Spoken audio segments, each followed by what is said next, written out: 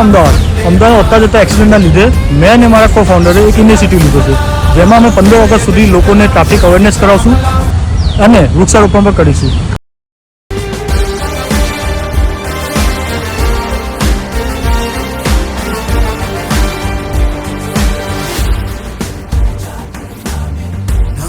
ज़मीन आसमानों में हाँ ही मुमकिन है दो जहानों में जज्बे इरादे और ये जुनून